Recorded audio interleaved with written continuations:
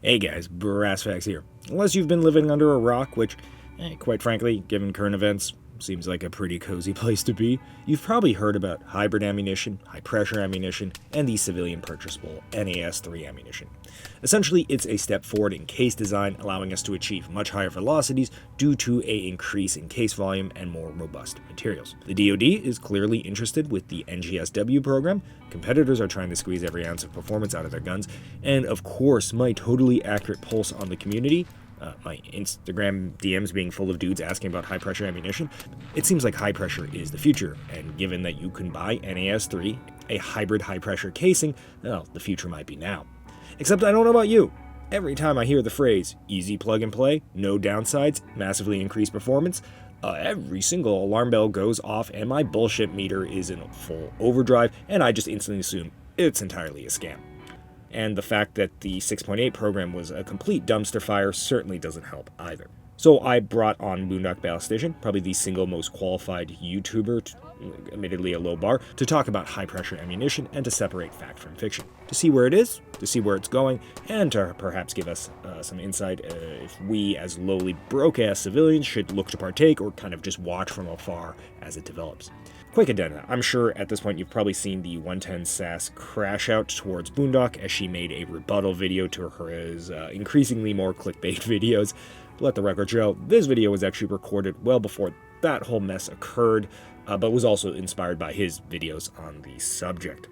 I also want to point out I am friends with Boondock Ballistician. She's part of the Nova Group, so if you believe that influences my bias and how I frame and interview her throughout this video, yeah, sure, that's fair. Keep it in mind as we go throughout this video.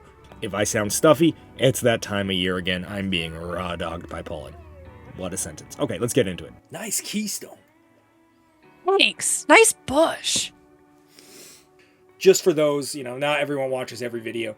Boondock Ballistician, Jesse, a woman, who the hell are you? What's your pedigree to allow you to talk about NAS3 hybrid casings and more? We all know pedigree is very important. So, hi, Boondock. I do work in the industry designing ammunition for a living outside of just hobby videos. So, I was on New and Emerging Munitions, right? That was like the title. That means I very closely worked with 6A. I got to see a lot of the new and shiny considerations, some that got to go absolutely nowhere. And you want to talk about hybrid cases, 6.8 is the first one that really pioneered the effort of both high pressure and hybrid. That's what got the whole ball rolling for everybody else. If you know anything about this stuff, you've done your own research, some of this might seem pretty rudimentary, right? And it's because Jessie is under a lot of NDAs, so she can't really get into heavy detail about things that we perhaps would like to know about if, you would peel back the curtain. Okay, I think most viewers probably have a inkling of what hybrid / NAS3 is, but for the sake of making sure we actually are on the correct page, and for those that don't know, can you tell me first what is hybrid ammunition, and then follow it up with what's NAS3 or NAS3, as so many tend to call it? Yeah, brass is limited, right? We can only withstand so much pressure before it starts to crack, split, have problems. We're starting to hit a window in which we're limited to what ammo can do. And by allowing those increased pressures within your cases that a hybrid material can let you achieve, you're able to see increase in velocity, increase in energy on target. Your terminal performance starts to go through the roof compared to what brass might limit you to. So right out of the get-go, I think a lot of people are going to look to criticize a lot of the criticism because, well, like I said, NAS3 can be commercially bought right now, and reloaders are, well, reloading it, and it's working. People are shooting it at matches, you name it, right? So clearly, high pressure works, right? Amazing, love it. But I think that's a bit of a misnomer to a degree. Reloaders are, yes, reloading NAS3 right now, and NAS3 is a hybrid casing that can achieve high pressures. People reloading NAS3, probably all people reloading NAS3, are really only getting about 100 to 200 FPS difference in rifle cartridges, which is, not insignificant, but it's also not like this groundbreaking situation going on here. In fact, I'll add an addendum here, talking to a lot of reloaders. Most people are actually seeing very similar pressures to regular brass, while still achieving that 1 to 200 FPS increase, just simply due to the case volume increase of sort of hybrid casings, right? It's a stronger material, therefore the walls don't need to be as thick. Yes, it's a high pressure casing, but a lot of civilian use right now is far from high pressure. In fact, your uncle zonked off of 6 garage beers, and maybe being a little liberal with the powder load, is probably getting much closer to what people are spending a lot of money on to reload NAS3 in terms of actual performance gain. Actually, according to Jesse, this is very common in the industry outside of the commercial space, as brass can absolutely handle a good chunk bit more of pressure. M855A1, a mass-produced cartridge using a regular brass casing, is notionally a high pressure round, given that it's pushing past 60,000 PSI, and that works in any single platform. When you get into the special units that are using, beefed up rifles, or just don't care if their rifle disintegrates after 2,000 rounds, you can push brass even further. A lot of what we're seeing for commercial NAS3 loads aren't even coming close to that. So the public's perception of high pressure capabilities versus what's being actually provided in a commercial sense are a night and day difference. You look at Badlands selling Shelltech cases, you look at Shelltech selling full up cartridges, and their ammunition is pushing maybe an extra 100, 200 feet per second past standard. So sure, it's high pressure, but when you start to look at the capabilities of what cases could do, what brass can do, realistically, it's not even close to the considerations of what actually might be meaningful. The real holy grail, of course, is to, be the high pressure round, to push 85,000, 90,000 PSI, according to some even more than that, where you can push, say, like a 70 grain projectile doing, 75,000 PSI into the range, deep into the range of 3,000 FPS out of a, regular carbine barrel. That's pretty cool, right? But as soon as we depart the land of good old Sammy specs, we encounter problems. Lots of problems, actually. Production, yeah, that's a huge failure point, number one. Even manufacturing the hybrid cases, the junction point between like 6.8 hybrid and NAS3 hybrid are two very different things, both with benefits and drawbacks, both experiencing very similar problems. It's not uncommon for them to separate. Loading becomes difficult. They don't fit great within standard machinery, so you have to adapt your lines to compensate for those cases. Even just weight. People like to talk about lightweight cases. Well, guess what? When you put a projectile in them, now they're very top heavy and wobble around. So just in the sense of loading, it's not impossible to work around, but it's also just not plug and play with standard machinery. And then you start talking about firing capabilities and you have a whole new slew of problems because you've introduced a guaranteed weak point within the case. That junction, whether it's combined in the 6.8 way or it's combined in the Shelltech way, is a guaranteed stressor. Which means if your case fails, you know exactly where that failure point is going to be. On top of your pushing super high pressures, we're seeing case head separations at a much higher rate. And there's a sweet spot that it doesn't happen, but both programs are far more susceptible to it just because they're hybrid, let alone they're hybrid and pushing higher pressures. I guess on that note, speaking of which, like weapons, you've talked a lot about, you kind of alluded to that. Current weapons are proof tested to 80,000. These rounds are pushing 80,000 to 85,000 PSI. Can you perhaps talk to that? That seems like another hurdle that the industry is very much needing to deal with. Yeah, most weapons aren't even proof tested to 80. The average proof pressure for 5.56 is much closer to 75, and 5,000 PSI certainly makes a difference. And that shouldn't break your gun. The whole point is that your gun, your barrel, the whole system can withstand 75, and that's considered safe for market. But it's not like we haven't seen or heard of proof ammo breaking guns before. And certainly not if you don't fire them more than just one round, right? We fire a single round, maybe two of proof ammo, and then we never touch it again at those kinds of pressures. So the weapon's life is very much halved, to be generous. Forget about the barrel wear, even just the general components. Something that is more likely to fail is going to be your bolt lugs. The bolt in of itself is under so much stress. The chamber is under ridiculous stress. So we're seeing weapons that have super high round counts on them now being reduced to maybe 3,000 to 5,000 before they're completely unusable, let alone the progression of performance degradation that you see up to that point. What happens when you take a bullet that was designed for one velocity, one pressure system, and now, add close to slightly less than 20% more? Oh no. Yeah, best case scenario, you're changing your bullet's trajectory, flight path, stability. It's not uncommon to see now within what's considered standard working ranges that the bullet can destabilize just from extra velocity, let alone pushing that extra velocity. Your spin rates, your twist rates might have to be different to compensate for those. I think gain twist might actually be a great way to handle those kinds of pressure increases and stabilize the round properly. Let alone terminal performance, a round that was designed to expand, release its energy, penetrate within certain capabilities. You will see a difference in terminal, like just gel block in general.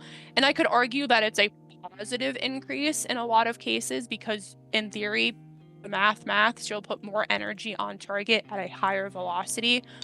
But the round in of itself was not designed to work at that range, which means it might not be as ideal in regard to when it starts to expand and starts to initiate on target. And worst case scenario, despite the FUD lore, you will start to see jackets fall apart and, those rounds leave the muzzle. There's a very high chance if you start pushing 80 to 90,000 PSI or past that the round just isn't capable of withstanding it. Jacket design is huge. Ammo redesign was something that was a big conversation for the 6.8 program in general to withstand that kind of pressure, let alone the conversation of plugging and playing 5.56 with what's already on market. And it's, something that we do see. You can Google 6.5 Creedmoor out of the MRADs. The military, the soldiers testing it are posting videos just out public of 6.5 Creedmoor falling apart because the MRAD isn't able to properly work within those conditions. So you have a bad combination already of a round that, in theory, is designed to work, but gets a little close to comfort for its ability, its working range, and falls apart because of it, because it's pushed a hair past. That's not even with major PSI differences. So it seems we sort of need a industry-wide push to make high-pressure casings, at least right now, anything more than a hyper-specialized niche, thing. We need redesigned barrels that can handle it. We need probably a redesigned upper, bolt lugs. We need bullets that can actually maximize and utilize the extra added speed. And we need new manufacturing process to bring down cost and make this, anything other than a reloader's wet dream. And at the end of all this, it's likely whatever platform you happen to be looking at for this discussion is going to look very similarly externally, likely sharing a lot of furniture, but internally will functionally be a brand new weapon system. Weapon system. I hate the phrase weapon system. It's so overused. And on top of that, all that change is going to take a while. It's being worked on, but it's a long and convoluted process. In fact, an interesting sort of sidebar is that the testing transducers for PSI, which is obviously important for something like this, are not actually even widely available at the point where most companies can actually even test high PSI. The most common transducer right now being used caps out at 87,000 PSI. Okay. There is 140,000, I believe, capable, but it's a completely different mention. So most people's proof barrels, most people's pressure and velocity barrels, not weapons, are not drilled to the right diameters to hit that 140. And there's a lot of effort currently being put into just redesigning test equipment to properly understand what hybrid high pressure steel is capable of, because your offsets are completely different when you fire around and have to back calculate to adjust for it and get a actual pressure reading are completely different.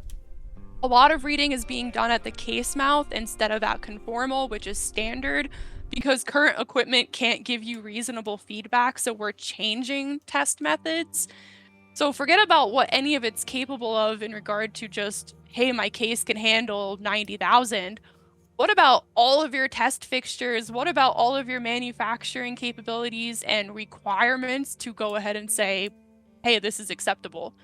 Because just in that front, there has to be a lot of redesign being done. So yeah, unfortunately, we're quite a ways off from being able to go to your local Scheels and buy, a Ruger AR-15 and a couple boxes of ammunition and send a 55 grade projectile into geosynchronous orbit with 4,500 FPS. But that's not to say high pressure isn't doing cool stuff right now. Obviously, there's the 6.8, but a lot of special units are using, high pressure to achieve different things. By the way, you guys like this little thing? There's the power of a Bluetooth little transceiver. This place is fucking cool, isn't it? The people that are not directly involved with the engineering of NAS3 hybrid casing and all that view it as a potential to turn my 5.56 gun into, an orbital velocity projectile. I'm going to take my round and it's going from this, barely can kill Somali kids to something that is going to go through 4 level plates of armor and achieve, 3,000, 4,000 FPS. That's not the direction hybrid is, at least right now with current manufacturing, current projectiles. That's not really where the technology is going right now, is it? Yeah, I mean, you can look at high pressure as a whole, and it's a very easy, rudimentary grab to be like, okay, high pressure, higher velocity, that's what I care about. And sure, that's not untrue. You look at the general kind of rules of engagement for what people are using. The working ranges 200 to 300 yards is still a standard. If that weren't the typical engagement point for general warfare, 5.56 wouldn't have become so prolific. We already have longer range rounds. So if we needed to push further past that without 5.56, we've been able to do it. It's not like we're limited. So really where hybrid starts to shine is now I can take shorter weapons and give them the capability of hitting, my 18-inch barrel, but now in an 11.5. The benefits of that alone are huge. Not pushing past those microscopic, I can shoot at 300 yards, but now I can shoot at 5. That's not going to realistically magically change just because of high pressure. Snipers, we can argue if sniper high pressure ammo starts to come out and they really fine-tune those. But for just general infantry roles, general commercial roles, the real cool point is pushing heavier bullets out to shorter working ranges. Now I can throw, instead of a 77 grain projectile, maybe now I can do a 100 grain projectile, let's just argue. Or, hey, 18-inch performance out of 11.5 is 100% the bigger shining point in terms of capability for any of this.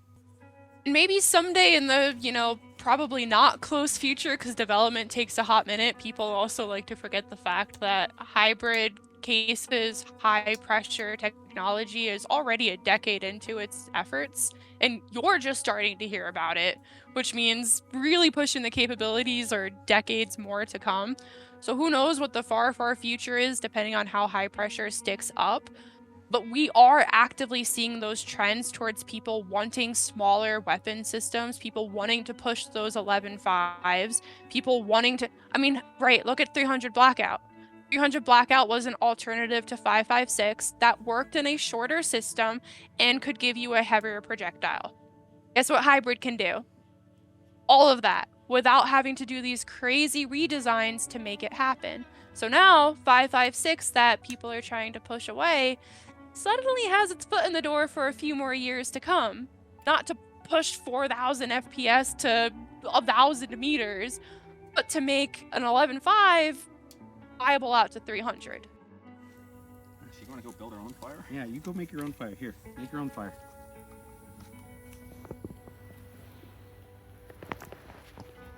With blackjacks and hooker.